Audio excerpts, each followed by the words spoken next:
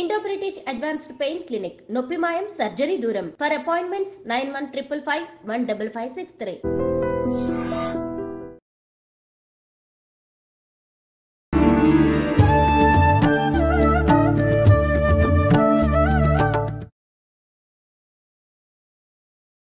నమస్కారం, welcome to I dream. ధర్మ మార్గం విత్ విజిత కార్యక్రమానికి స్వాగతం. ప్రస్తుతం మనతో పాటు ఉన్నారు ప్రముఖ ఆధ్యాత్మికవేత్త లక్ష్మీ నరసింహస్వామి ఉపాసకురాలు శ్రీమతి శ్రవంతి గారు. ఇప్పుడు వారితో మాట్లాడి ఒక మంచి ఇంట్రెస్టింగ్ టాపిక్ గురించి అడిగి తెలుసుకుందాం. నమస్తే మా. నమస్తే అమ్మా. అయితే మనం ఏ పూజ చేసినా ఏ శుభకార్యం చేసినా మొదటగా గణపతిని ఆరాధిస్తుంటాం. తొలి పూజ ఆయనకు చేసిన తర్వాతే మిగతా ఏ పనైనా మొదలు పెడుతుంటాం. ఇది ఒక నమ్మకంగా మనకు అలా అలవాటైపోయింది అంతే. ఇంకా అయితే ప్రత్యేకించి గణపతికి సంబంధించిన ఒక పూజా విధానాన్ని చేసే రోజు అనంటే ప్రతి ఒక్కరూ ప్రతి మాసంలో సంకటహర చతుర్థి అని చెప్పి భావిస్తూ ఉంటారు. అయితే ఆ రోజు ప్రత్యేకంగా గణపతిని ఏ రకంగా ఆరాధించాలి? ముఖ్యంగా మనకి ఇప్పుడు మార్గశిర మాసం, ధనుర్మాసం కూడా స్టార్ట్ అయిపోయింది. ధనుర్మాసంలో వచ్చింది సంకటహర చతుర్థి. మరి ప్రత్యేకమైన విధి విధానాలు ఏమైనా ఉంటాయా? తెలియజేయండి. తప్పకుండా చెప్తాను. మార్గశిర మాసమైన ధనుర్మాసమైనా కూడా ఆధ్యాత్మికంగా మనం కేవలం ఆధ్యాత్మిక ఆలోచనలతో ఉండడానికి అవకాశం ఉంటుంది. ఎందుకంటే ధనుర్మాసం అనేసరికి శూన్యమాసం అని చెప్పి ప్రత్యేకించి మన ఇంట్లో శుభకార్యాలు అవి ఇవి ఏం చేయరు, కానీ ఆధ్యాత్మికంగా అంటే పూజలు చేసుకోవడానికి కానివ్వండి, ఏదైనా మీరు పాశురాలు చదువుకోవడానికి కానివ్వండి, అసలు చదివి దాని అర్థం తెలుసుకోవడానికి ముగ్గులు అయితే చాలా బాగా వేస్తారు. అంటే మనం చూస్తే గనక ఈ నెలంతా కూడా సూర్యుడికి గమనాన్ని కొలమానంగా తీసుకొని ఈ నెల రోజులు మనము సూర్యుడికి కూడా కేటాయించినట్టు అవుతుంది అనమాట. అందుకే మీకు రథం ముగ్గు అవి వేస్తారు లాస్ట్ కి వచ్చేటప్పటికి, సంక్రాంతి అప్పటికి. ఎందుకని ప్రత్యేకించి ముగ్గులకు పెట్టింది పేరు? అది మనం ధనుర్మాసం చెప్పుకున్నాము. అయితే ఇక్కడ మనం చేసేది ఏంటి అని అంటే ఆకర్షణకి సంబంధించిందిగా తీసుకోవచ్చు అనమాట మార్గశిర మాసం. అంటే ఏంటి అని అంటే మీరు మార్గశిర మాసమే నేను అని కృష్ణ పరమాత్మ చెప్పారట. అంటే కృష్ణ పరమాత్మ అనగానే మీరు చూడంగానే మీరు చిన్న పిల్లవాడప్పుడు లడ్డు గోపాల్ని చూడండి, లేదు అంటే గనక రాధాకృష్ణుల్ని చూడండి, లేదా కృష్ణుడు మీరు గురువాయూర్లో ఉంటాడు కృష్ణుడు, అలా చూడండి. ఇంత చిన్నగా ఉంటాడు మన ఉడిపి కృష్ణుడు. ఎక్కడ చూసినా మనం ఆకర్షింపబడతాం. స్వామి ఎంత బాగున్నారో, చక్కగా ఉన్నాడు కదా, మన ఇంట్లో పిల్లవాళ్ళలాగా మనం సంతోషపడిపోతూ ఉంటాం. అలా మనని ఎవరైనా సరే మన మాట వినాలి, మన పిల్లలు మన మాట వినాలి, మన భర్త కానీ భార్య కానీ వాళ్ళిద్దరిది ఒక మాట అయి ఉండాలి. అట్లాగే ఇంట్లో ఎక్కడ కూడా గొడవలు జరగకుండా ఉండాలి అని అంటే గనక ఈ రోజు మీరు త్రైలోక్య మోహన కవచం అని ఉంటుంది గణపతిది. త్రైలోక్య మోహన కవచం గణపతి అని కొట్టండి గూగుల్లో, తెలుగు అని కొడితే ఏ లాంగ్వేజ్ అంటే ఆ లాంగ్వేజ్ లో మీకు వచ్చేస్తుంది. త్రైలోక్య మోహన కవచం అనేది ఈ సంకటహర చతుర్థి నాడు గనక చదువుకుంటే ఆ రోజు మొదలుపెట్టి కనీసం 11 రోజులు కానీ 21 రోజులు కానీ లేదా 40 రోజులు చదువుతామని అనుకుంటే కనుక వరుసగా కేవలం ఆ ఒక్క రోజు చదివినా కూడా మీకు డిఫరెన్స్ తెలుస్తుంది. అంటే ఎలా మనం ఆకర్షింపబడతాం, మన మాట ఆకర్షింపబడాలి. మనం ఏదైనా చెప్పినప్పుడు పిల్లలు వినడం కానివ్వండి, ఇంట్లో వాళ్ళది ఒక మాట అవనివ్వడం కానివ్వండి, లేదు అంటే గనక ఒక్కొక్కసారి కొన్ని పనులు మాటల వల్ల ఆగిపోతూ ఉంటాయి. అంటే మనం ఏదైనా గట్టిగా మాట్లాడామనుకోండి, అవతల వాళ్ళకి కోపం వచ్చి ఆ పని చేయకుండా ఉంటారు. అవునా కదా? ఇంట్లో అయినా సరే జరుగుతూనే ఉంటాయి. అప్పుడు ఈ త్రైలోక్య మోహన కవచం గణపతిది గనక చదువుకుంటే చాలా మంచిది అని చెప్పుకోవచ్చు. అంటే మధ్యలో ఆగిపోయే పనులు, ఆటంకాలు జరిగే పనులకి ప్రత్యేకించి ఇది ఉపయోగపడుతుంది. సంకటహర చతుర్థి అంటేనే సంకటాలన్నీ కూడా నిర్మూలింపజేసేది, హరింపజేసేది. అసలు మనకి ఏ పనైనా కూడా ఆగిపోతుందండి, మేము మొదలు పెడుతుంటే ఆగిపోతుందండి. అసలు సంకటహర చతుర్థి చేసుకున్నామంటే కూడా మాకు అవ్వట్లేదు, ముందుకు వెళ్ళడం లేదు అని అనుకున్నప్పుడు మీరు ఏం చేస్తారంటే రేపు చేసుకుంటాను అట్లా ఇట్లా అని ఏం అనుకోకండి, మామూలుగా ఉండండి. పొద్దున్న లేవంగానే తలంటి పోసేసుకొని దేవుడి దగ్గర కూర్చొని, నాయన ఇవాళ సంకటహర చతుర్థి, నేను దండం పెట్టుకుంటున్నాను, నేను ఇలా ఉపవాసం ఉంటాను, సాయంత్రం వరకు తినకుండా ఉంటాను అని చెప్పి త్రైలోక్య మోహన కవచం అనేది చదువుకోండి. సాయంత్రం చదువుకుంటే కూడా చాలా మంచిది. ఎన్నిసార్లు చదవాల్సి ఉంటుంది? ఒక్కసారి చదువుకోండి, ఒక్కసారి చదువుకోండి. లేదు ఎవరికైనా వీలు కుదురుతుంది అంటే ఒక 3 సార్లు చదువుకున్నా పర్వాలేదు. అయితే ఈ విధానాన్ని చాలా మంది వ్రతంలా కూడా ఆచరిస్తారని చెప్పి అంటుంటారు, అది ఎలా ఉంటుంది? వ్రతము అని అంటే సంకటహర చతుర్థి ఖచ్చితంగా సంవత్సరం పాటు చేయాల్సిందే. మీరు శ్రావణ మాసంలో చేసుకోవచ్చు, కార్తీక మాసంలో మొదలు పెట్టుకోవచ్చు. ఈ మార్గశిర మాసం మాత్రం చేసేసుకొని మీరు మళ్ళీ జనవరిలో కూడా చేసుకోండి. మొదలు పెడతాము అనేది మాఘమాసం నుంచి మొదలు పెడతాం కంటిన్యూగా అని అనుకోండి.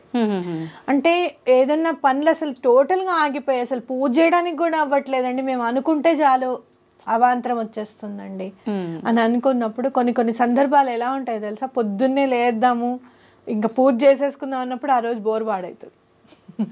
వాడు రావాలి, బాగు చేయాలి, నీళ్లు రావాలి, ఇదంతా వీటిల్లోనే ఉండిపోతాం. అట్లాంటి సందర్భాలు ఎవరో ఒకళ్ళకి ఎదురవుతూనే ఉంటాయి. కాబట్టి మీరు ఏం చేస్తారు అని అంటే, అలాంటి ఆటంకాలు ఏదైనా పనులలో మీకు అవుతున్నాయి అంటే కనుక, అసలు కదలట్లేదు ఆ పని అంటే కనుక, కేవలం మాటలతోనే ఆగిపోయింది, ఈగోయిస్టిక్గా అవ్వాల్సి వస్తుంది. అంటే వాళ్ళు చేస్తారని మనం ఊరుకొని, మనం మొదలు పెడతాంలే అని వాళ్ళు ఊరుకొని. ఇప్పుడు కొన్ని సంబంధాలు ఉంటాయి, వాళ్ళు వచ్చి మమ్మల్ని అడగచ్చుగా మేము కాదంటాము అని అంటారు. మనం వెళ్ళి అడిగితే ఎలా ఉంటుందో ఏమంటారు అని అనిపిస్తూ ఉంటుంది, అవునా కదా? అలాంటి సందర్భాలు కూడా స్వామి నిర్మూలింపజేస్తారు. అంటే ఇక్కడ త్రైలోక్య మోహన కవచం గనక సంకటహర చతుర్థి నాడు చదివితే గనక ఎట్లాంటి అవతల వాళ్ళకి మన మీద ఏహభావం ఉన్నా, కోపం ఉన్నా, ద్వేషం ఉన్నా కూడా అవన్నీ కూడా సమసిపోతాయని ఖచ్చితంగా చెప్పుకోవచ్చు. అయితే విధి విధానాలు అయితే మనకు అందరికీ తెలిసిందే. ఉపవాసం ఉండాలి, సాయంత్రం పూట పూజ చేసుకోవాలి, సాయంత్రం ఎప్పుడైతే చంద్రోదయం అవుతుందో అప్పుడే మనం పారణ చేయాలంటే తినాలి, ఆ టైంలోనే తినాలి అని చెప్పి అందరికీ తెలుసు. అయితే ఆ రోజంతా అన్నం ముట్టుకోకుండా టిఫిన్ మీద ఉంటే చాలా మంచిది. అంటే మనం చంద్రోదయం తర్వాత కూడా ఏదైనా టిఫిన్ లాంటిది తింటే మంచిది, భోజనం తినకుండా అన్నమాట. లేదు అలా కాదండి మాకు కుదరదు అన్నప్పుడు భోజనం చేసినా ఏం పర్వాలేదు. ఒకవేళ ఏమన్నా అంటే మందులు వేసుకుంటే కానీ ముందుకెళ్ళలేము అండి, తప్పనిసరి మందులు అయితే వాడాలి అని చెప్పి అనుకుంటే గనక అన్నం తినకుండా ఉండి పూజ చేసుకుంటే చాలా మంచిది. అలాగే సంకటహర చతుర్థి నాడు బెల్లం నైవేద్యం పెడితే చాలా మంచిది. బెల్లం ఎప్పుడు పెట్టినా ఒకటి కాకుండా రెండోది కూడా పెట్టండి. మనం చూస్తే వినాయకుడు ఎప్పుడు కూడా చిన్న పిల్లవాళ్ళగా అనిపిస్తాడు నాకు, మన ఇంట్లో చిన్న పిల్లవాళ్ళగా. ఒక చేతిలో పెట్టంగానే రెండో చేయి అడుగుతాడు స్వామి అని నేను ఎప్పుడు చెప్తాను. పిల్లలు అంతే కదా, ఒకటి ఇయ్యంగానే ఇంకొకటి అంటారు. కాబట్టి అట్లా స్వామిని కూడా మన ఇంట్లో చిన్న పిల్లవాళ్ళగా భావించి తీసుకుంటే, గణపతికి పూజ చేస్తే తొందరగా ఎందుకు అయిపోతుంది అని అంటే గనక ప్రకృతి మయంగా ఉంటుంది ఆయన పూజ అంతా కూడా. అంటే గరికని చాలా ఇష్టపడతారు. అలాగే మీరు ఎక్కడ అసలు ఉమ్మెత్తలు జిల్లేళ్ళు కూడా యాక్సెప్ట్ చేస్తారు స్వామి, అవునా కాదా పూజలు. కాబట్టి మనం చూస్తే కనుక ప్రకృతికి చాలా దగ్గరగా ఉంటాడు స్వామి అనేది. అలాగే మీరు చూస్తే నలుగు పిండితో స్వామి శరీరం చేయబడింది అంటే అది కూడా ప్రకృతిమయమే అనుకోవచ్చు అన్నమాట. అంటే అమ్మవారికి చాలా దగ్గరగా ఉంటాడు స్వామి, చాలా తొందరగా అయిపోతుంది పని అని ఖచ్చితంగా చెప్పుకోవచ్చు. అమ్మ ఎంత తొందరగా అనుగ్రహిస్తుందో అలాగే విఘ్నేశ్వరుడు కూడా అంతే తొందరగా అనుగ్రహిస్తారు. మీకు కేతు గ్రహ సంబంధ బాధలు ఉన్నా, బుధ గ్రహానికి సంబంధించిన బాధలు ఉన్నా కూడా చాలా చక్కగా పూజ చేసుకోవచ్చు. విఘ్నేశ్వరుడు గనుక పూజ చేసుకుంటే ఆ గ్రహ దోషాలన్నీ కూడా తొలగిపోతాయి అన్నమాట. ఓకే, అయితే ఇప్పుడు ప్రత్యేకించి వారాల లాగా మనం ఏదైనా పూజ చేసినప్పుడు ఈ వారం వీలు కుదరకపోతే మరొక వారం ఎక్స్ట్రా చేసుకుంటాము అనుకుంటాం. ఇప్పుడు సంకటహర చతుర్థి అనేసరికి నెలలో ఒకసారి చేసుకుంటాము, ఈ నెల కుదరలేదు అంటే నార్మల్గా చేసుకునే వాళ్ళకి, లెక్కలు సంకల్పం లేని వాళ్ళకైతే పర్వాలేదు వదిలేసినా అనుకుంటారు. ఇప్పుడు మీరు అన్నట్టుగా సంవత్సరం లాగా చేయాల్సింది అనుకున్న వాళ్ళు ఒకవేళ ఏదైనా ఆ నెలలో కుదరకపోతే ఒక నెల పెంచుకునే అవకాశం ఉందంటారా? చేసుకోవచ్చు, తప్పేం లేదు. అయితే కొంతమంది అంటారు మనకు ఈ రోజు అలా కుదరని పక్షంలో ఆడవారికి ఎప్పుడైతే మనం స్నానం అయిపోతుందో 5 రోజులు ఆ తర్వాత రోజుని ఆ రోజుగా భావించి చేసుకోవచ్చు, అదే ఫలితం వస్తుంది అని చెప్పి అని అంటారు. అలా లెక్కలోకి వస్తుంది అంటారా? పూజకి ఎప్పుడు ఉన్నా కూడా తిథి వార నక్షత్రాలు అనేది చాలా ఇంపార్టెంట్. మీరు అన్నది మేనిఫెస్టేషన్ లో ఉపయోగించుకోవచ్చు. అంటే ఆ రోజు చేద్దాం అనుకున్నాను చేయలేదు, ఇప్పుడు చేస్తున్నాను అని చెప్పి వెళ్ళొచ్చు. కానీ పూజకి నేను ఎప్పుడు కూడా సంకటహర చతుర్థి నాడే చేసుకోవాలి. మీరు అన్నది కరెక్టే. మీరు ఎప్పుడైతే శ్రావణ మాసం మొదలు పెడతారో నెక్స్ట్ వచ్చే భాద్రపదానికి అడ్డు రాకూడదు, ద్వితి విఘ్నం అయినట్టుగా ఉంటుంది మన మనసులో. అట్లా రాకుండా చూసుకోండి. ఎప్పుడన్నా మధ్యలో ఒక నెల అప్పుడు గనక కార్తీక మాసంలోనో మార్గశిర మాసంలోనో మీకు అడ్డొచ్చిందని అనుకోండి, పూజ చేసే వాళ్ళకి అడ్డొస్తే గనక మళ్ళీ వచ్చే మార్గశీర్ష మాసంలో అది కంప్లీట్ అయ్యేటట్టుగా చూసుకోవచ్చు. ఓకే, అంటే ఒక నెల ఎక్స్ట్రా చేసేసుకొని మీరు చూస్తే కనుక శ్రావణ మాసం నుంచి శ్రావణ మాసం వరకు సంవత్సరం అవుతుంది, అంటే 13 నెలలు అవుతుంది కదా.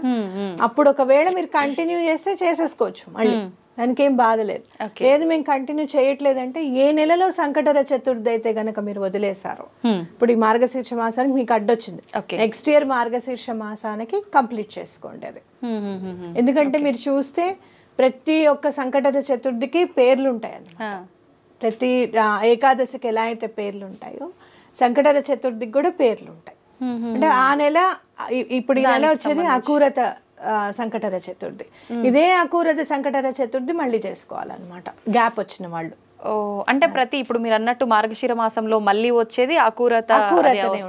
ఇప్పుడు ఈ పేర్లు ఎందుకని అకూరత అంటే అర్థం అంటే మనకి ఒక్కొక్క విశిష్టత తెలపడం అన్నమాట. పేర్లు ఏంటి అని అంటే విశిష్టత తెలపడం. అకూరత అంటే ఏంటంటే ఎలుక మీద వాహనంగా, ఎలుకని వాహనంగా చేసుకున్న స్వామి అని అర్థం అన్నమాట. అంటే ఎంత పెద్ద భారీ కాయం కదా ఆయన, అసలు లాజిక్ అందుతుందా ఎలుక మీద ఎలా కూర్చున్నాడు ఆయన అసలు అని అంటే, ఎంత పెద్ద సమస్య అయినా కూడా చిటికలో నీకు నెరవేర్చేస్తాను అని చెప్పి స్వామి మనకి చెప్పినట్టు అర్థం చేసుకోవాలి. అంటే సాధ్యపడనివి కూడా సాధ్యపడతాయి అనడానికి నిదర్శనం ఇది. సో అట్లా మనం ఒక్కొక్క నామానికి ఒక్కొక్క ఆ నామాలు తెలుసుకుంటే చాలు అసలు స్వామి మీద మనకి భక్తి ఏర్పడడానికి. అవును, అర్థమైంది. ఏకాదశి నామాలు ఒకటి, అలాగే ఈ సంకటహర చతుర్థి నామాలు ఒకటి చూసుకుంటూ ఉంటే స్వామివారిది అబ్బా ఏదైనా సాధ్యం కదా, అంటే భక్తికి మించింది లేదు, భగవంతుడికి మించిన వాడు లేడు అనేది మనకు అర్థమవుతుంది అనమాట. అంతే అంతే.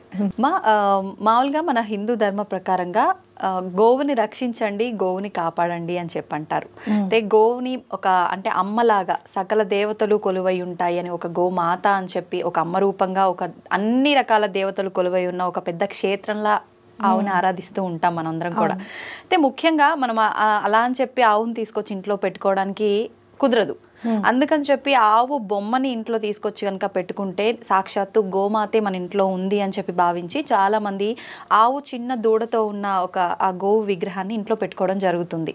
నిజంగా అలా పెట్టడం కరెక్టే అంటారా? ఇలా ఆలోచించడం కూడా కరెక్టే అంటారా? చాలా మంచి ఆలోచన. మనం ఇంట్లోనే కాదు, చిన్న వెండి బొమ్మని కూడా పూజ రూమ్ లో పెట్టుకుంటే చాలా మంచిది. ఒకవేళ వెండి అంత మేము తీసుకోలేము అంటే గనక ఏదైనా బ్రాస్దైనా ఇత్తడిదైనా కూడా కంచుదైనా మనం పెట్టుకుంటే చాలా మంచిది. ఎందుకు అని అంటే గనక గోవు ఎక్కడి నుంచి వచ్చింది? ఇప్పుడు మనం మాట్లాడుకునే గోమాత చిన్న దూడ ఉన్న దాని పేరు ఏమంటారు అంటే కామధేను అంటారు. అసలు కామధేను పేరు కూడా సురభి. సురభి. ఆ చిన్న దూడ పేరు నందినీదేవి. మీరు చూడండి, నందిని అన్న పేరున్న వాళ్ళు చాలా మంది సక్సెస్ రేట్ లో ఉంటారు. ఆ పేరుకి కూడా అంత బలం ఉంది, పవర్ ఉంటుంది నందిని. నేను చాలా మందిని చూసాను, ఎవరైతే నందిని అనే గనక పేరు పెట్టుకుంటే వాళ్ళ సక్సెస్ రేట్ చాలా మందిని నేను చూసాను. అయితే ఆ గోమాతని మనం ఎందుకు, ఆ సురభిని నందిని ఉన్నది పెట్టుకోవడం ఎందుకు అని అంటే గనక మీరు చూస్తే కామధేనువు కూడా లక్ష్మీ అమ్మవారితో పాటే పుట్టిందనమాట. ఎక్కడైతే మనం అమృతం కోసం సముద్ర మథనం జరిగిందో, పాల సముద్ర మథనం జరిగిందో అందులో నుంచి ఒక్కొక్కటి పుట్టుకుంటూ వచ్చాయి అనమాట. కామధేనువు కూడా అక్కడి నుంచే వచ్చింది. అయితే ఇంట్లో పెట్టుకుంటే ఏంటి అని అంటే గనక మీరు చూస్తే తెల్లగా ఉంటుంది ఆవు. ఒక్కసారి ఇమాజిన్ చేసుకోండి, తెల్లటి దూడ మీ కళ్ళ దగ్గర ఇట్లా పింక్ కలర్ వచ్చి కాటుక పెట్టినట్టే ఉంటుంది గోమాతలకి, అవునా కాదా? అలా చూసుకున్నప్పుడు మీకు వెంటనే మనసు చాలా శాంతపడినట్టుగా అనిపిస్తుంది. ఊహించుకుంటేనే అంత శాంతి. నిజంగా అసలు గోమాతని తెల్లగా ఉన్న గోవునిను ఆ దూడని చూస్తే ఇంకా శాంతంగా అనిపిస్తుంది. అక్కడి నుంచి వెళ్ళాలనిపించదు మనకి దండం పెట్టుకొని. కాబట్టి అలా తెల్లటి ఐడల్ కనుక పెట్టుకుంటే గనక, ఎందుకంటే అంత పెద్దది బ్రాస్ తెచ్చుకోవాలంటే కూడా చాలా కష్టం. కాబట్టి ఇప్పుడు చాలా రకరకాలు వస్తున్నాయి, రేడియం అని తెల్లదని, దానికి చక్కగా నగిషీలు గోల్డ్ కలర్ వేసి తీసుకొచ్చి అలంకరణ తెచ్చుకొని పెట్టుకుంటే మీరు దాన్ని చూసినప్పుడల్లా ఒక రకమైన శాంతం అనేది మనశ్శాంతి అనేది కలుగుతుంది అనమాట. గోవుని చూస్తే మనశ్శాంతి. అలాగే మీరు ఇంకా ఆవు పాలు ఇస్తుంది, దూడ తర్వాత మనకి ఇస్తుంది అని తెలుసు కదా. మనకి సాక్రిఫైస్ అనేది కూడా మనకు అర్థమవుతుంది. అలాగే స్వార్థం లేకుండా ఉండడం అనేది ఇంట్లో వాళ్ళందరికీ కూడా అలవాటు అవుతుంది. అంటే కేవలం బొమ్మ నుంచే మనకి ఇంత కలుగుతాయా, ఇన్ని వస్తాయా అని అంటే గనక చిత్రం చూసినప్పుడు మనం అది గుర్తుపెట్టుకుంటాం. ఏదైనా కూడా చిన్న పిల్లలకి ఇదేంటి ఇదేంటి అని చెప్పి చూపించినప్పుడు వాడు యాపిల్ అని బాల్ అని గుర్తుపడతాడు 2-3 సార్లు చెప్పినప్పుడు, అవునా కాదా? అలాగే తల్లిని కూడా గుర్తుపడతాడు, కేవలం టచ్ ద్వారానే గుర్తిస్తాడని తెలుసుకోవచ్చు కదా. అంటే ఏంటి, ఏదైతే ఆ బొమ్మ సంకేతం ఇస్తుందో ఆ సంకేతాలని వెంటనే మన బ్రెయిన్ కూడా క్యాప్చర్ చేస్తుంది అని గుర్తుపెట్టుకోవాలి ఇక్కడ. ఓకే, కాబట్టి ఆ గోవుని కేవలం ఐడోలేనా బొమ్మేనా అంటే ఆ బొమ్మ మీద కూడా ప్రేమ ఏర్పడుతుంది మనకి. అయ్యో జాగ్రత్తగా పెడతాం, పిల్లలకి అందకుండా పెట్టుకుంటాం, అవునా, రోజు దులుపుతాం చేస్తాం కదా. అట్లా ఎంతో కొంత గోవుకే కాదు, బొమ్మకి సేవ చేసినా కూడా మంచి జరుగుతుంది అని మనం నమ్మాలి ఇక్కడ. భగవంతుడిని ఎట్లా అయితే మనము అర్చాపూర్వకంగా ఎలా అయితే ఆయన విగ్రహం తీసుకుని వచ్చి అక్కడ భగవంతుడు ఉన్నాడని నమ్ముతున్నామో, అలాగే ఈ గోవు బొమ్మను కూడా తీసుకొని వచ్చి మన ఇంట్లో గనక పెట్టుకుంటే శాంతి పరిడవిల్లుతుంది అని ఖచ్చితంగా నమ్మండి. ఓకే, అయితే ఇప్పుడు మీరు అన్నట్టు ఆ సిల్వర్ది ఒకవేళ పూజా మందిరంలో పెట్టలేని వాళ్ళు షోకేజ్గా మనం హాల్లో డెకరేటివ్ ఐటమ్స్గా పెట్టకుండా అదే ఐటమ్ ఏ మెటీరియల్ అయినా తెచ్చి పూజ రూమ్లో పెట్టి పూజ చేసుకోవచ్చు అంటారా? లేదు అసలు ఇంకా పూజ రూమ్లో పెట్టము అనుకున్న వాళ్ళు షో ఐటమ్గా కూడా పెట్టుకోవచ్చు. పూజ రూమ్లో మీకు అంతగా కాకపోతే గోవువి ఫోటోలు దొరుకుతాయినమ్మా చక్కగా. మీరు ఇంపార్టెంట్ దేవతలు అందరివి కూడా, లక్ష్మీ అమ్మవారు, బ్రహ్మ, విష్ణు, మహేశ్వర్లు అందరివి కూడా ఎక్కడెక్కడ ఉంటారో అన్ని ఉండి గోమాత ఫోటో కూడా ఉంటుంది అన్నమాట. అది తెచ్చుకుని పెట్టుకున్నా సరిపోతుంది, చాలా బాగా కలిసి వస్తుంది. అయితే అమ్మా ఇప్పుడు ఈ ఆవు బొమ్మ ఏదైతే విగ్రహం ఉందో దూడతో కలిగి ఉన్న కామధేనువుది మనం ఎవరికి వాళ్ళు స్వతహాగా కొనుక్కున్న దానికన్నా ఒకరు మనకి ఎవరైనా గిఫ్ట్ గా ఇచ్చినా, మనం ఎవరికైనా ఇచ్చినా కూడా ఇంకా మంచి ఫలితం ఉంటుంది అని చెప్పంటారు. అది నిజమే అంటారా? చాలా మంచిది. ఎందుకు అని అంటే అందరం గోవుని దానం చేయలేము, అవునా కాదా? ఇప్పుడు చాలా సందర్భాల్లో ఇంట్లో గోవు వచ్చి గృహప్రవేశం అప్పుడు కూడా కుదరడం లేదనుకుని కూడా ఈ గోవు బొమ్మను తీసుకొని గృహప్రవేశం చేస్తున్నారు. ఎంతో కొంత సనాతన ధర్మాన్ని పాటిస్తున్నాము అన్న ఫీలింగ్ కలుగుతుంది ఒకటి. రెండోది ఏంటంటే అలా ఇచ్చినప్పుడు మనకి వాళ్ళ మీద ఉన్న ప్రేమ అనేది కూడా తెలుస్తుంది. వాళ్ళు బాగుండాలి, వాళ్ళు చక్కగా ఉండాలి, గోవునిస్తే వాళ్ళ ఇంట్లో సమృద్ధి సుఖ సంతోషాలు పరిడవిల్లుతాయని చెప్పి నమ్మే కదా మనం ఇచ్చేది. అలా వేరే వాళ్ళు కూడా మనకి ఇచ్చేది అందుకే. కాబట్టి తప్పకుండా గిఫ్ట్ ఇస్తే మాత్రం చాలా మంచిది అనమాట ఈ బొమ్మ ఇస్తే. అలాగే ఏ డైరెక్షన్ లో పెట్టుకోవాలి మనము అది కూడా మనం చూడాలి అని అనుకుంటే ఎటువంటి పరిస్థితుల్లోనూ బెడ్రూమ్ లో పెట్టుకోకూడదు. హాల్లోనే నార్త్ ఈస్ట్ వైపు కానివ్వండి, అంటే ఉత్తరం వైపు అంతా కూడా పెట్టుకోవచ్చు అనమాట. అట్లాగే మీకు బిజినెస్ ఒకవేళ రన్ అవ్వట్లేదు అంటే గనక సౌత్ వెస్ట్ పెట్టుకుంటే చాలా మంచిది. అలాగే సౌత్ ఈస్ట్ పెట్టుకున్నా కూడా చాలా మంచిది. ఆగ్నేయం వైపు పెట్టుకున్నా కూడా మంచిది. మరి లివింగ్ రూమ్ అమ్మ ఆగ్నేయం వైపు ఉండదు కదా అంటే లివింగ్ రూమ్ లో ఎక్కడైతే మీకు ఆగ్నేయం వైపు కనపడుతుంది, బిజినెస్ నడవట్లేదు అనుకున్న వాళ్ళు అక్కడ పెట్టుకోండి. లేదంటే నార్త్ ఈస్ట్ వైపే పెట్టుకోండి. మాకేమి ఆగ్నేయం వైపు పెట్టడం మాకు అలవాట్లేదండి, మా ఇంట్లో వాళ్ళు ఒప్పుకోరు అని అనుకున్నప్పుడు ఈశాన్యం మూల పెట్టుకోవడం అనేది కూడా చాలా మంచిది అన్నమాట. ఇంకా చెప్పాలి అని అంటే మీరు చూస్తే కామధేనువు ఎక్కడ కూడా ఎవరికైతే స్వార్థం ఎక్కువగా ఉంటుందో వాళ్ళ దగ్గర లేదు, చాలా మునుల దగ్గరే ఉంటుంది అన్నమాట ఎక్కువగా. అంటే వేరే వాళ్ళకి సహాయం చేయాలి, దాని నుంచి వచ్చేదంతా కూడా వేరే వాళ్ళకి సహాయం చేయాలి అనే వాళ్ళ దగ్గరే ఉంది. కానీ బలవంతంగా తీసుకెళ్ళిపోదాము, ఇది మా దగ్గర ఉండాలి అని అనుకున్న వాళ్ళు పెద్ద పెద్ద వాళ్ళు కూడా వాళ్ళ రాజ్యం అంతా పోయి వాళ్ళు చాలా ఇబ్బందులు పడిపోయారు అనమాట. అంటే ఏంటి ఇక్కడ మనకి ఏం అర్థమవుతుంది అని అంటే మనకి కూడా మనం సంపాదించిన దాంట్లో ఎంతో కొంత ఒక 5% 10% లేదు కాదు అంటే 1000 రూపాయలు ఇచ్చే 1000 రూపాయలు కాదు 100 రూపాయలే నేను ఇవ్వగలుగుతాను అనుకున్నప్పుడైనా ఎంతో కొంత భగవంతుడి కోసం ఖర్చు పెట్టే విధంగా కూడా మనని ప్రేరేపిస్తుంది. బొమ్మ తీసుకొచ్చి ఉన్నప్పుడు మనకి ఎలాంటి ఆలోచన కలుగుతుంది అంటే అయ్యో మనకి ఇంత మంచి జరిగింది కదా, ఈ చారిటీకి ఏమన్నా ఇద్దామా, ఈ భగవంతుడికి ఏమన్నా ఖర్చు పెట్టుకుందామా అనే ఆలోచనని తప్పకుండా తీసుకొస్తుంది మనకి. కాబట్టి అలాంటి ఆలోచన మనకు వచ్చింది అని అంటే మంచే కదా. అంటే ఏంటంటే మనలో ఉన్న మంచితనాన్ని ఇంప్రూవ్ చేస్తూ ఉంటుంది అనమాట, డే బై డే ఇంప్రూవ్ చేస్తూ ఉంటుంది. కాబట్టి గోవుని చూసుకుంటే గనక భూమి మీద ఒకే ఒక్క ప్రాణేమో ఆక్సిజన్ ని తీసుకొని ఆక్సిజన్ ని వదిలే ప్రాణి కేవలం గోమాతే. కాబట్టి అలాంటి కామధేను బొమ్మని ఇంట్లో పెట్టుకుంటే మంచి జరుగుతుందని నమ్మాలి.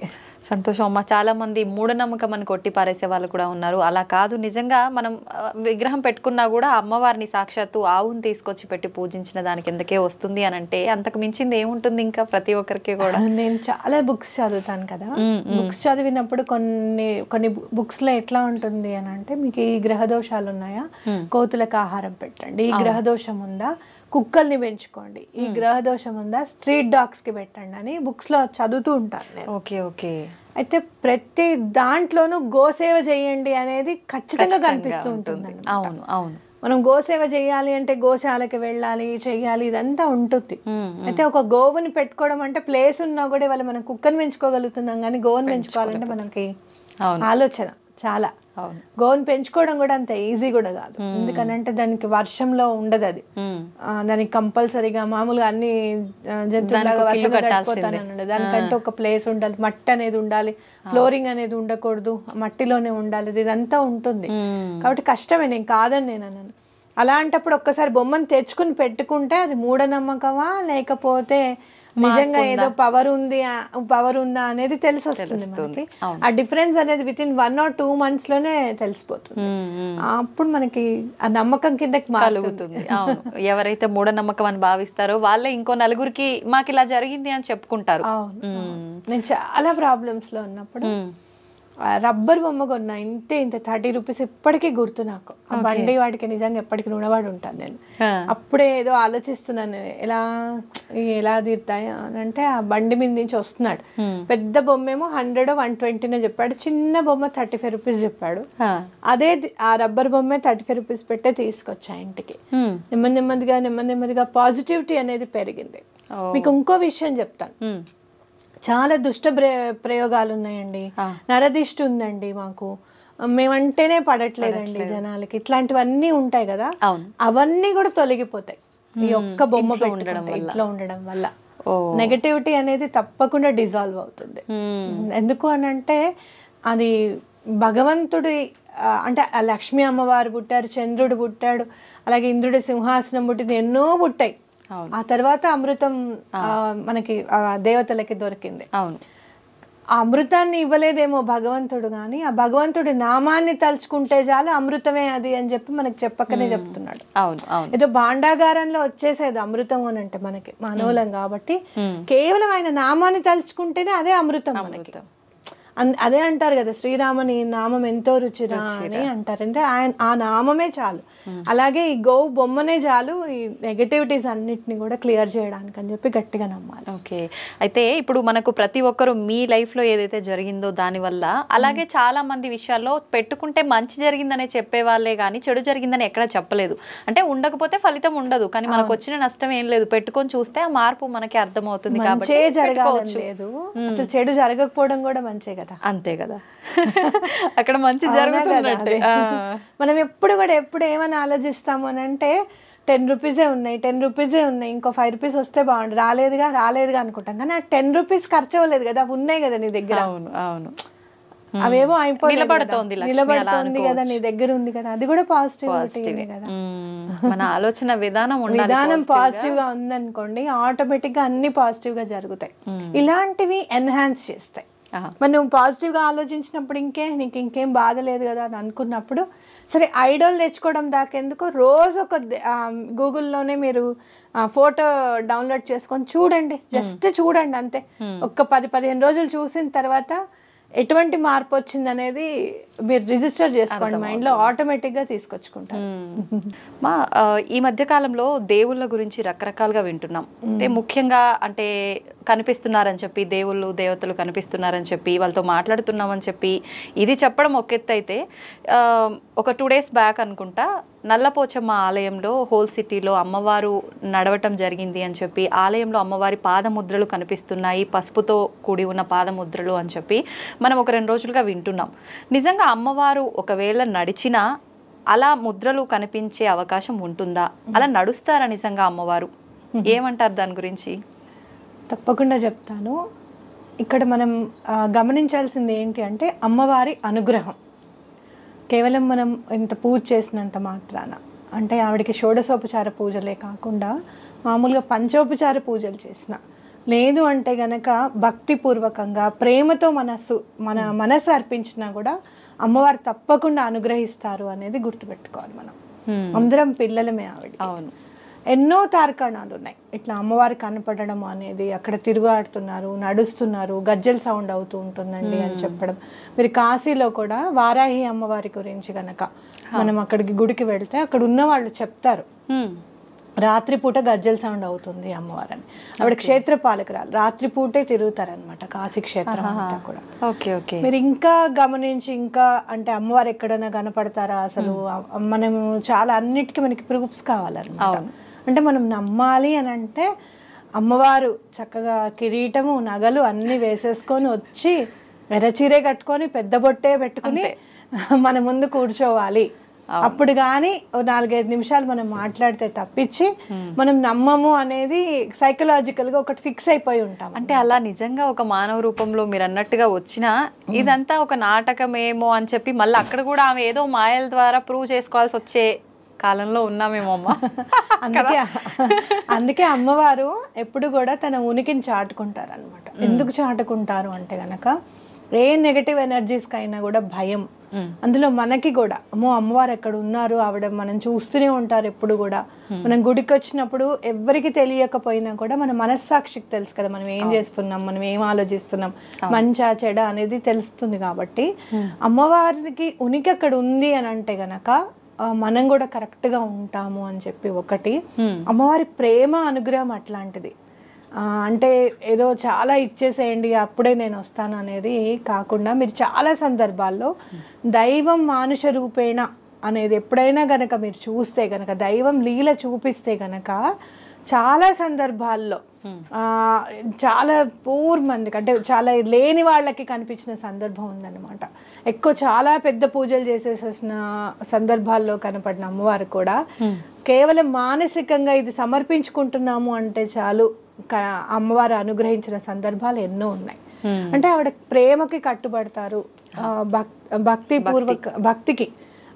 అంటే భక్తి అంటే మీరు ఏదో చాలా చేసేయాలని కాదు, కొంచెం మీరు చూస్తారు చూడండి భగవద్గీతలో వస్తుంది ఫలం పత్రం పుష్పం తోయం అంటారు. ఏది ఇచ్చినా మంచినీళ్ళు ఇచ్చినా పర్వాలేదు. అందుకే ఈశ్వరుడు కూడా కేవలం మంచినీళ్లతో అభిషేకం చేస్తే చాలు బోల్డ్ ఇచ్చేస్తాను అని అంటాడు అనమాట. అయితే ఇక్కడ మనం చూస్తే కనుక నేను కూడా వీడియో వినడం జరిగింది, చూడడం జరిగింది. అతను ఏమంటాడంటే మేము ముందు తలుపులు తీసేటప్పుడు మేము నాక్ చేస్తాం, ఫస్ట్ నాక్ చేసిన తర్వాతనే డోర్ ఇలా కొట్టిన తర్వాతనే వెళ్తాము. ఈసారి అలా వెళ్ళలేదు, మామూలుగానే తలుపు తీసేశారు కాబట్టి అమ్మవారి ఉనికి తెలిసింది అనేది అతని మాటల్లో నాకు అర్థమైంది అనమాట. అలాగే ఇక్కడ మీరు చూస్తే కనుక గ్రామ దేవతల దగ్గరికి వస్తే గనక ఎప్పుడు కూడా పరిరక్షిస్తూ ఉంటారు గ్రామాన్ని అని ఖచ్చితంగా చెప్పుకోవచ్చు. అవును, నమ్ముతుంటాం. ఏదైనా మీరు ఇలాంటి ఉపద్రవాలు వచ్చినా కూడా గ్రామ దేవతలు పరిరక్షిస్తారు అక్కడ ఉన్న ప్లేస్ ని అని ఖచ్చితంగా చెప్పుకోవచ్చు అనమాట, అక్కడ ఉన్న వాళ్ళని. అయితే ఇప్పుడు ఇక్కడ చూస్తే గనక మనం ఒకటే పాదం కనిపిస్తోంది, ఇంకో పాదం కనిపించట్లేదని, లేదు ఇంకో పాదం కొంచెం అంటే అంత క్లియర్ గా లేకుండా నార్మల్ గా కనిపిస్తోందని చెప్పి రకరకాలుగా మాట్లాడుతున్నారు. ఇంకొక విషయం కూడా ఏంటంటే అసలు అమ్మవారు గర్భగుడిలో లేదు, ఆమె వెళ్ళిపోయినట్టు పాదముద్రలు కనిపిస్తున్నాయి. కాబట్టి ఇప్పుడు మనకు నిన్న ఈ మధ్యకాలంలో ఏదైతే ప్రళయాలు, భూకంపాలు ఇలాంటివి వచ్చాయో ఇలాంటివి రాబోతున్నాయేమో అందుకని చెప్పి అమ్మవారు ఇలా ఒక సంకేతంగా చూపించారేమో, లేదు ఇప్పుడు గర్భగుడిలో అమ్మవారు అంటున్నారు. నిజంగా అలా సాధ్యపడుతుందంటారా? అమ్మవారు గర్భగుడిలో లేదు అనుకోవడం చాలా తప్పు. ఎందుకనంటే ఎప్పుడైతే అమ్మవారిని ప్రతిష్ఠిస్తారో, కొన్ని ఆలయాల్లో అయితే యంత్ర సహితంగా ప్రతిష్ఠింపజేస్తారు, కొన్ని ఆలయాల్లో మామూలుగా ప్రతిష్ఠ జరగచ్చు, మామూలుగా తీసుకొచ్చి పెట్టేసుకోవచ్చు. మీరు ఇంట్లో గణపతి పూజ చేసుకుంటారు కదా, గణపతిని మామూలుగా తీసుకొచ్చి పెట్టేసుకుంటాం కదా, అవునా కదా? మరి 10 రోజులు అయిన తర్వాత నిమజ్జనం చేసేస్తాం. మరి గణపతి లేడా ఇంట్లో? ఉంటాడు. అసలు ఎక్కడ భగవంతుని లేని ప్లేస్ ఉంది అంటే ఎక్కడ? ఇక్కడ ఇది కూడా ఒక పాదం కనిపించిందంటే విష్ణుమూర్తి ఒక పాదం వేసిన తర్వాత ఇంకో పాదం పైకి ఎక్కడికో పెట్టారు. అవును, అవునా? అలా అంటే ఆ ఉపద్రవాన్ని ఆపడానికి ఆ పాదం అక్కడ ఉపద్రవం మీదే పెట్టారని ఎందుకు అనుకోకూడదు? అవును. ఎప్పుడైనా ఏది ఆలోచించినా పాజిటివ్ గా ఆలోచించడం అనేది మనం నేర్చుకోవాలి. ఫస్ట్ నెగటివ్ గా ఆలోచించకూడదు. అందులో ఇక్కడ మీరు చూస్తే గనక గ్రామ దేవతల ఆలయాల్లో పసుపుని బండారు అంటారు అనమాట. అంటే ఏంటి అని అంటే పాజిటివిటీ మొత్తం దాంట్లో ఉంది అని మీరు అర్థం చేసుకోవాలి. అమ్మవారు పసుపు అంతా కూడా జల్లినట్టుగా ఉంది అని కూడా మనం చూసాం. అంటే ఏంటంటే ఆవిడకి చాలా సంతోషం వచ్చినప్పుడు అలా బయటకు వచ్చి ప్రకటిస్తారు అనేది గుర్తుపెట్టుకోవాలి. మీరు ఎప్పుడైనా ఢిల్లీ వెంకన్న కథ విన్నారా? వినలేదా? విజయవాడ కనకదుర్గమ్మ ఆవిడట ఒక సినిమా ఉందన్నమాట. ఆ సినిమాకి వెళ్ళారట ఆవిడ. ఆ సినిమా పేరు నేను మర్చిపోయాను. పాట ఒకటి గుర్తుంది నాకు, ఏరువాక వచ్చిందో అని చెప్పి ఒక పాట ఉంటుంది అనమాట రైతుల మీద. ఆ మూవీ అక్కడ రిక్షా అతను నుంచున్నాడు అనమాట సెకండ్ షో అయిపోయిన తర్వాత. అతని పేరు ఢిల్లీ వెంకన్న. అయితే ఆవిడ రిక్షా ఎక్కారు, అమ్మవారే రిక్షా ఎక్కారు. ఎక్కి ఎక్కడమ్మా అంటే కనకదుర్గమ్మ గుడి ఉంది కదా విజయవాడలో, అక్కడ దింపమని చెప్తారనమాట. చెప్పారు. అలా ఆయన ఎక్కించుకొని నడుపుతూ ఉంటాడు. అయితే ఆవిడ అడుగుతుందంట, ఏమయ్యా ఇక్కడ కనకదుర్గమ్మ తిరుగుతుంది నడయాడుతుంది అని చెప్తుంటారు, మీకేం భయం వేదా అని అడిగారట.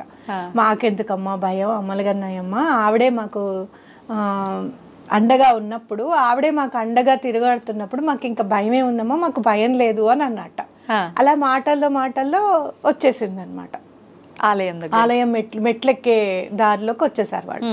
అక్కడ ఆగిన తర్వాత ఇటు చూసి ఆవిడ మెట్లెక్కేస్తోందట అమ్మవారు.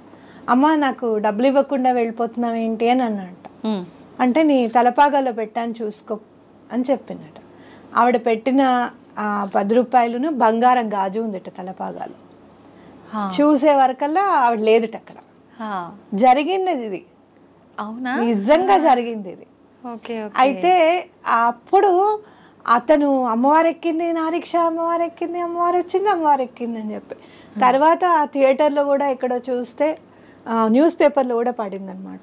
థియేటర్లో కూడా పసుపు కుంకుమ గాజులు అక్కడ ఉన్నాయి అని, ఆవిడ కూర్చున్న దాంట్లో అని చెప్పి ఉన్నాయి, అమ్మవారే వచ్చారని ఖచ్చితంగా. అంటే అక్కడ లేకపోయినా ఇతని చేతిలో అయితే బంగారం గాజు కనపడుతుంది కదా, అవునా కాదా?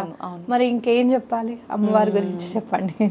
అట్లా సశరీరంగా అమ్మవారు తిరగాడతారు. మీరు ఎక్కడైనా చూడండి, ఏ గుడైనా కూడా అమ్మవారు నడయాడుతున్నారు అనడానికి ఇక్కడ తార్కాణం ఉంది, ఇక్కడ రుజువు ఉంది అనే కనిపిస్తుంది.